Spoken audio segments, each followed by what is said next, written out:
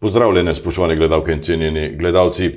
V današnji oddaji Aktualno se bomo posvetili zdravstvu in še posebej vsem težavam, s katerimi se soočajo v zdravstvenem domu v Idriji. V studiu pozdravljam direktorja zdravstvenega doma Tomaža Glažarja. Dobrodošli. Lep pozdrav. 2 leti bo minilo, kar ste na tej funkciji. S kakšnim občutkom zaključujete tega pol mandata? Ja, občutki, se veste, pričakovanja so vedno večja, kot so pa potem, ko je pa ponavadi realizacija. Tako da smo zdaj sredi tega mojega mandata pravzaprav na eni od najbolj kritičnih točk verjetno v mojem mandatu. Predvsem, kar se tiče problema zadostiti potrebam pacientov, ki potrebujejo oskrbo v našem zdravstvenem domu. Je pa res, da se boste tega obdobja spominjali najbrž po covidu? Jaz upam, da ne, da se bom tega obdobja za nazaj spominjal, kljub sem, definitivno se ga spominjam prvo polovico po veliki angažiranosti in prizadevanju zaposlenih, da je res v teh, zdaj izrednih razmerah, ne zaradi covida, ampak zaradi pomanjkanja predvsem zdravniškega kadra, da smo kljub vsemu ohranili nek standard, ki mu lahko rečemo, da je še spodoben, seveda strokovno na visoki ravni, ampak kar se dostopnosti tiče, pa več kot to trenutno uspemo, ne zmoremo. V vašem zavodu vam primanjkuje tako čez palec 10 zdravnikov. Ja, 10 zdravnikov je naša želja, zato da izpolnimo vse programe, ki jih želimo imeti ali pa jih že imamo pravzaprav. Največja kriza v tem trenutku je pomanjkanje družinskih zdravnikov. V letošnjem letu spomladi je pač ena zdravnica, se veste, šla v pokoj, druga na porodniško, ta se nam bo sreč vrnila, vendar bo tretja zdravnica spomladi tudi šla v pokoj. Tako da spomladi je pravzaprav naenkrat izgubil 2300 ljudi svojega zdravnika, od 12 000, kolikor je opredeljenih pri naših zdravnikih v Idriji in v Cerknem, to pomeni skoraj 20%. To ni lahek zalogaj, da bi mi pravzaprav lahko z istim standardom kot do letošnjega leta poskrbeli za vse paciente. Skrbimo pa seveda tudi za tiste, ki so izgubili svojega zdravnika. V prvem koraku ste ukinili v navednicah ambulante in združili vse zdravnike v eno ambulanto. Potem pa se je ta način dela kar podaljševal in kot vse kaže, se bo podaljšal tudi v to zimo. V bistvu ni čisto tako. To smo morali narediti, zato da so lahko šli ljudje na dopuste čez poletje. Zdaj v jesenskem času smo to majčkeno modificirali in se praktično dela paciente preko ambulant. Imamo še zmeraj centralno naročanje in tako naprej. Tisti, ki pa nimajo svojega zdravnika, pa imajo nek prostor do 30% v vsaki ambulanti, tako da zagotavljamo, da v nekem primernem času pridejo vsi na vrsto, da res je poskrbljeno za njih. Zdaj seveda bolj akutno oboleli, seveda pridejo prej na vrsto, nekateri morajo pa žal, bom rekel, včasih majčkeno počakati, tudi kakšnih 14 dni, nekateri celo mesec. Zakaj ne deluje sistem štipendiranja? Ja, sistem štipendiranja verjetno deluje. Zdaj, v sistemu štipendiranja se tako težko zavežeš, da bi pač mladi zdravnik ali mlada zdravnica tudi ostala pri nas oziroma kasneje specializirala recimo družinsko medicino, pediatrijo, ginekologijo. No, mi smo letos sprejeli nov pravilnik, po katerem bomo začeli razpisovati tudi na novo štipendije. In bo to pogoj nekako, da se potem opredeli za te želene specializacije. Ne morate pa nobenega na koncu prisiliti, da bo prav pri nas v zdravstvenem domu. Ne, to je stvar pogodbe, dogovora, ja, je. Odločitve. Koliko imate ta trenutek štipendistov? V tem trenutku ne štipendiramo nikogar, je pa interes bil izražen, tako da bomo to čim prej razpisali in bomo verjetno, upam, da do konca letošnjega leta že oddali tudi štipendije. To je ena možnost za pridobivanje preko štipendij. Najbrž pa to pomeni, da bodo študentje končali študij 4-5 let in šele potem pridejo. Ja, eno je to, da morajo študij dokončati, ja, potem še ne pridejo. Po prvem strokovnem izpitu morajo opraviti še specializacijo, ki traja za družinsko medicino 4 leta. Se opravičujem. Za pediatrijo traja 5 let, a ne. Se pravi, od tega mogoče 20%, če to ne, so prisotni pri nas v zdravstvenem domu, ostalo krožijo okrog. Direktorji severnoprimorskih zdravstvenih domov si prizadevamo, da se bi to razmerje obrnilo, a ne, da bi bili 80% v domači ustanovi, ker bojo pa tudi, jaz upam, celo življenje delali, a ne. 20% pa krožili, no to nam zaenkrat ne uspeva. Smo pa tukaj na dobri poti. Tukaj pa moram jaz pohvaliti predvsem moje predhodnike, ker to ni moje delo, a ne. Dejansko imamo zdaj v tem trenutku 4 specializantke družinske medicine, 1 specializantko pediatrije. Spomladi računamo, da bomo tudi zaposlili specializanta družinske medicine, tako da tle čez par let, se pravi 2 leti pa pol, približno 3 leta, bo situacija, kar se kadar tiče, pri nas zanesljivo bistveno boljša. Kaj pa vabila zdravnikom iz drugih držav? No, tudi tukaj smo veliko energije usmerili tudi v to zgodbo in smo zdaj na poti nekega uspeha. Dogovorjeni smo nekako z eno zdravnico iz Bosne za iz družinske medicine. Imeli smo veliko srečo in pa eno zdravnico pediatrinjo iz Srbije. Obe sta že specialistki, ne bo treba čez specializacijo. Zdaj upamo samo to, da bo dejansko ta mehanizem, to tudi kar ministrstvo, je že prejšnji minister obljubil in tudi ta obljubila, da se bodo te postopki ustrezno skrajšali. Jaz želim, da sta obe zdravnici že marca pri nas, ne? Ampak to je zdaj seveda realno pobožna želja, ker marca bo šele prvič razpisan izpit iz slovenščine. Je pa vprašanje, koliko časa bo posebna komisija za vsako namenila za dodatno izobraževanje, ne? To sta obe zdravnici, ki imata ogromno prakse že za sabo in bosta ravno prav zapolnile luknje do prihodov specializantov, a ne, in pol še nekaj časa, a ne. Tako da jaz upam, da bodo to upoštevali in da bomo res prišli hitro do teh 2 zdravnic. Jih stanovanja čakajo? Ja, dogovor z občino jih 2 stanovanji tudi čakate. Ministrstvo za zdravje sedaj obeta neke novosti. Zdravstveni dom naj bi dobil do 2000 evrov bruto za vsakega zdravnika, ki dela bistveno preko obsega, ki je določen s pogodbo. Kaj vam pomeni to? Ja, za vsak denar dodaten, seveda je za zaposlene dobrodošel. Ne gre samo za zdravnike, gre tudi za medicinske sestre, pač tiste, ki delajo v ambulantah družinske medicine, otroškega in šolskega dispenzerja, ginekologije, tam žal nimamo zaposlene nobene zdravnice v tem trenutku, in pa zobozdravstvo, ne. Se pravi, tisti, ki bojo opravili več, kot je tako imenovanih količnikov ali točk iz storitev, a ne, po pogodbi z ZZS-jem ali pa imajo opredeljenih v otroški in šolski ambulanti pa družinski ambulanti več pacientov, kot je normativ glavarinskih količnikov, teh 1895, a ne. Tisti bojo za to razliko bojo dobili posebno nagrado, a ne. Dostopnost do zdravnikov v Cerknem je nekoliko boljša, tam 2 ambulanti delata skoraj brez težav. Ja, obe ambulanti sta, ja, to skoraj brez težav, dajmo poudarek na skoraj, ne. Obe ambulanti sta že polno zasedeni, a ne, tako da tudi žal v tem trenutku niti v Cerknem, niti v Idriji se pacienti ne more več opredeljevati, a ne, v tem trenutku. So pa tam razmere nekoliko boljše kot v tem trenutku tukaj v Idriji, ne.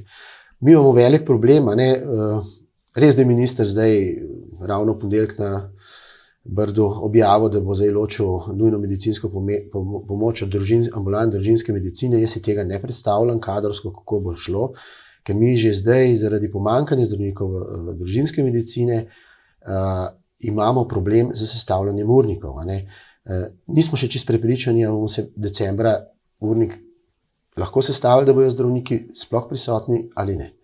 Se utegne kakovost storitev, dostopnost za nujno medicinsko pomoč celo poslabšati? Ja, zdaj v tej celi krizi pravzaprav se pokazali, da je pravzaprav najbolj ranljiva ta zagotavljanje zdravnikov, predvsem zdravnikov, ne, ker ta sestrski del imamo mi dobro pokrit, zdravnikov v ambulanti nujne medicinske pomoči. Mi smo res zdaj v zadnjem času uspeli pridobiti še nove zunanje honorarne sodelavce, ampak te lahko pokrijejo več ali manj vikende pa nočne, največji problem so dnevne. Ne. Zdaj, v praksi, zdaj teorija je eno, če bi v nujni medicinski pomoči res gledali samo nujne primere, potem res ne bi mogoče rabili niti 2 izmen čez vikend, ampak žal je ogromno obiska tudi strani tistih, ki so močno akutno oboleli in je prav, da se jih tudi čez vikend pogleda, če je treba. S tem tudi mi na drugi strani se skozi službo nujne medicinske pomoči tudi nekoliko razbremenjuje tudi ambulante družinske medicine. Ta povezava je zelo močna in če bo zrušena, zna biti velik problem na eni strani pri ambulantah, poslabšanje stanja pri ambulantah družinske medicine, predvsem pa tudi nujne medicinske pomoči. Ni še minister razkril, kako so si to zamislili, jaz neke vzorce iz preteklosti, ideje iz preteklosti poznam, da bi se to čisto nekako ločilo, celo finančno in ne vem kako, to so ves čas prisotne ideje, ampak to ločevanje na lokalnem nivoju lahko pripelje do ogromnih problemov. Ki bodo imeli predvsem ljudje. Ja, problemov, ki jih bodo imeli pacienti. Ker druge izbire ne bojo imeli, kot da se bojo pač posluževali urgentnih centrov, res da bomo pa nas imeli satelitski urgentni center, to je velika sreča in pridobitev pravzaprav, tudi finančno bo za nas verjetno to boljš pomenilo, ampak brez kadra tudi tukaj ne bomo mogli delati. Kaj pa to pomeni za sicer novi sistem, za urgentne centre, pomeni pa samo to, da se bo še več tam čakali, da bo še večja nedostopnost. Mi smo ravno zdaj dobili obvestilo prejšnji teden iz Univerzitetnega kliničnega centra, da so tam uvedli izredne razmere zaradi takega povečanja obiska na interni urgenci. Tako da, gledajte. Denar za plače in poslovanje vašega zavoda zagotavlja zdravstvena zavarovalnica na osnovi pogodbe, ki jo vsako leto sklenete za programe. Kar nekaj teh programov v toku leta ne izpolnite v dogovorjeni meri. Zakaj? Ja, zdaj delno v preteklosti je bil zelo, v zadnjih 2 letih, če rečemo 2020, 2021, je bil glavni vzrok za to definitivno COVID. Zdaj seveda vzrok je tudi pomanjkanje, zdaj se kaže tudi vzrok v pomanjkanju zdravnikov, čeprav vsak za sebe naredi več, kot je pa normativ. To je treba vedeti. Delajo res, zdravniki res močno presegajo in storitve in tudi glavarinske količnike. In zdaj še dodatno so obremenjeni z neopredeljenimi pacienti, tako da denarja za plače je dovolj, pomanjkanje, vzrok je druge, predvsem v pomanjkanju zdravnikov. Letos se je napram lanskemu letu zelo popravila učinkovitost, bom rekel, če lahko temu rečem, v otroškem in šolskem dispanzerju.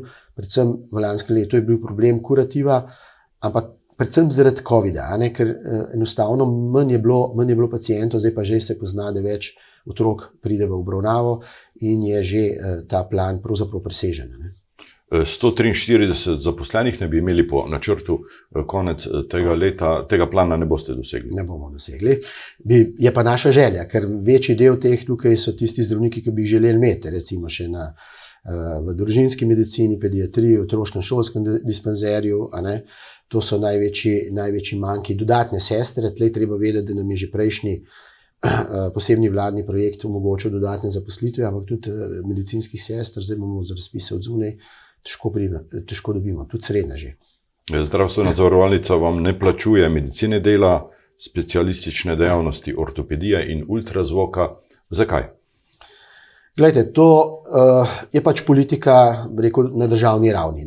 Mreža, zdaj, medicina dela, prometa in športa je tako samoplačniška v celoti, je to sicer javna služba, vendar je iz vidika vira je to vse za zasebnimi sredstvi. Drugo je pa ultrazvok, pa ortoped, ki ga imamo. Zdaj, jaz verjamem, da ne enega, ne drugega programa mi v kratkem ne bomo mogli dobiti, sicer vedno prosimo, ampak glede na politiko in odnos do tega, verjetno tega ne bo. Saj v trenutni organiziranosti smo pa zato, da te storitve le približamo našim krajanom. To tudi nekako vzpostavili samoplačniško. Zdaj mene skozi opozarjamo, da imamo preniske cene, kar je res, ampak to zaradi naših krajanov. Ampak zdaj so se začeli to izkoriščati tudi, hodijo iz Novega mesta, Brežic, in bomo mi mogli cene seveda ustrezno postaviti, zato da bo dostopnost predvsem za naše ljudi iz obeh občin. Se pravi, če povzamemo, vsi občani imamo pravico do ortopeda, brezplačno, če smo zavarovani. Ampak morate tam, kjer je program. Tam, kjer je program. Postojna Ljubljana, recimo, na Vidrigi ni. Vidrigi je pa samo plačniški. Tako. Ki je pa v vaših prostorih in jo vi organizirate. In včasih, vsaj do zdaj je bilo tako, da se je bolj splačalo to Vidrijo, kot pa plačevati parkirnino nekje v Ljubljani. Reševalna služba posluje negativno, že dolgo časa? Glejte, zdaj to je, če gledamo čisto ozko finančno, so seveda stroški nujne medicinske pomoči. Reševalna služba sama ne, ampak če govorimo o nujni medicinski pomoči, pa ja, zaradi tega, ker, kot sem že omenil, mi smo vezani predvsej na zunanje sodelavce. Honorarji so tam nekoliko višji, kot so tudi plače, seveda podjemne pogodbe so vedno dražje, kot so pa redne plače, žal je to tako, in tega nam ne prizna seveda v pašalu zavarovalnica. Pa še ena stvar je, namreč mi imamo večino programa priznanga po pogodbi z ZZS-jem, tako da bi zdravniki pravzaprav bili v pripravljenosti. To pomeni, da na samem delovnem mestu NMP ni nikogar, če pride do nujnega primera, se ga pokliče in pride pač v 10-20 minutah od doma in potem, ampak mi smo se že pred leti, to je pametna odločitev, bila odločili, da se dejansko, da je zdravnik prisoten, da damo ta nadstandard. Še toliko večji nadstandard je čez vikende, ker sta prisotna 2 zdravnika, delno tega drugega zdravnika, tudi drugo ekipo tudi plačujejo obe občini. To delno rečem zaradi tega, ker so bile že prve kalkulacije tako rekel narejene, ne 100%, zdaj so se pa te stroški dosti dvignili in se bomo poskušali dogovoriti za naprej. Zdaj, dokler zdravstveni dom finančno posluje pozitivno, tudi ni razloga, da tukaj na tem področju, bom rekel, zapenjamo, ker denar, ki nam ostaja, je prav, da ga namenjamo za zdravstveno dejavnost. In če je to nujna medicinska pomoč, hvala Bogu. Vsekakor, pred vami je delovanje Centra za duševno zdravje otrok in mladostnikov za območje od Bovca do Idrije. Dobili ste pogodbo, koncesijo. Pravzaprav, kdaj bo ta program začel v polnosti delovati? In tukaj vidim 14 delovnih mest odpirate. To je veliko. Ja, dobro, 14 delovnih mest je ta maksimum potreb za tako območje. Zdaj, mi smo že v nekem prehodnem obdobju smo dosegli, da so nam priznali dispanzerje za mentalno zdravje pa specialnega pedagoga, tako da logopedinja, psihologinja in pa specialna pedagoginja, psihologinja že delujejo. Z novim letom je pa zdaj sprememba predpisa oziroma tudi splošnega dogovora, pa mi bomo že izpolnjevali pogoje, da dobimo Center za duševno zdravje, se bomo reorganizirali v Center za duševno zdravje. S 1.1. Zdaj smo že zaposlili tudi eno psihologinjo za polovični delovni čas, predvsem glede programa Neverjetna leta. Tisti starši, ki to poznate, veste, da je to ena odlična zadeva, tudi Center za socialno delo bo v Idriji to organiziral, nekako se pogovarjamo, da vsak na svojem, ampak da to vsem skupaj delamo, ker je to za starše res ena taka velika pomoč pri otrocih. Z novim letom bomo pa zaposlili še specialno pedagoginjo pa delovno terapevtko, tako da v bistvu bo že ta ekipa že kar močna. V enem letu bomo mogli še zaposliti potem 2 diplomirani medicinske sestri in pa socialnega delavca. S tem bomo mi izpolnili vse pogoje za ta minimalni standard, ki je pa približno tam 8-9 ljudi. Občina bo obnovila poslopje. To je pa zdaj zelo pomembno. Jaz moram se zahvaliti dejansko posluhu lokalne skupnosti, da bomo mi s tem avstrijskim delom pridobili res prostore, kjer bomo lahko uredili ne samo delovanje Centra za duševno zdravje otrok in mladostnikov, ampak tudi uredili malo to v zdravstvenem domu, da bodo družinski zdravniki skupaj, pediatrija, da bo dobila ustrezne prostore, ki ima zdaj premehna, in pa prostore, da bomo zagotovili prostore za ta tako imenovani satelitski urgentni center. Pri programih bi rekel sem še to, da tako, kot imamo mi skupaj z območjem, ki ga pokriva zdravstveni dom Tolmin, Center za duševno zdravje otrok in mladostnikov, imajo oni tudi Center za duševno zdravje odraslih in pokrivajo tudi nas. Tako da mi zdaj že 2 meseca že pri nas deluje ambulanta enkrat tedensko, psihiatrinja, tako da to se pogovarjamo tudi zdaj, ko bomo imeli, ko preurejamo prostore bivše uprave, da bi lahko tudi razširili, da bo tudi za odrasle poskrbljeno, tudi bo klinična psihologinja prihajala in pa psihologinja. Tako da tle so narejeni kar veliki koraki, to moram reči. No. V obdobju pred volitvami v Cerknem so domala vsi kandidati obljubljali novo zdravstveno postajo ter številne nove programe. V Cerknem, kaj od tega je realno?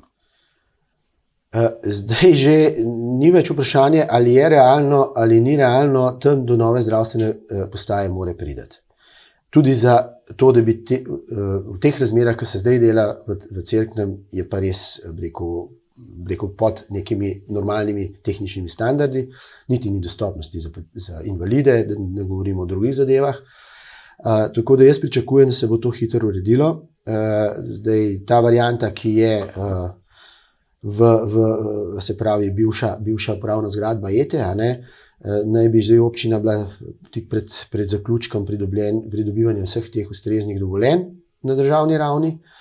In to, da bi bilo v 1-2 letih ta zdravstvena postaja postavljena, je realna možnost, če se bojo v kraju za to dogovorili. To je ena stvar. Čim pa bojo ustrezne kapacitete, mi resno razmišljamo in vemo, da bo šel program recimo fizioterapije v Cerkno, mi bomo takoj lahko nekoliko lažje bomo izvajali sistematične preglede, kot do zdaj, kar se tiče otrok. Se pravi, boljši pogoji bojo za izvajanje tudi te nujne medicinske pomoči, ki se v Cerknem samem izvaja, in pa seveda potem tudi drugi programi. Zdaj mi imamo velik problem že tudi tukaj v Idriji zagotoviti ginekologa, ampak če bomo enkrat res ustrezen program dobili in tudi ustrezno, jaz sem tle optimist in vem, da nam bo uspel, ustrezne zdravnike, ni problema, da bi vsaj kakšen dan ali pa 2 dni tudi ginekolog tudi v Cerknem delal. To se pravi, programi bi se lahko, se bojo širili. Seveda tudi Center za duševno zdravje, tudi Center za krepitev zdravja bi s tem lahko dobil neke prostore, da se le tudi Cerkljanom malo bolj te dejavnosti približa. Zdaj pa čas malo zoprn, ko morajo v Idrijo priti. Končajmo na tej točki ta pogovor z optimizmom in z dobrimi obeti za širjenje programov tudi v manjše kraje. Tomaž Glažar, hvala lepa za ta pogovor, za obisk v našem studiu in vse dobro vam in vašim sodelavcem želim.